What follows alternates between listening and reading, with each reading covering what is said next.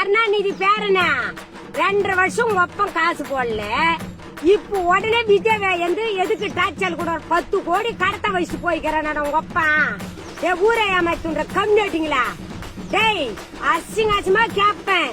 இன்னொரு தடவைக்கு அவன் அரசாங்கம் இருக்க சொல்ல போய் விஜய் இருக்க சொல்ல டாச்சல் கொடுத்த மக்களே உன்ன இன்னொரு தடிக்கு எத்தனை வாட்டியா துண்ணுங்க? நீங்க கவர்மெண்ட் சொத்த மக்கள் பணத்தை எத்தனை வாட்டி துண்ணுங்க?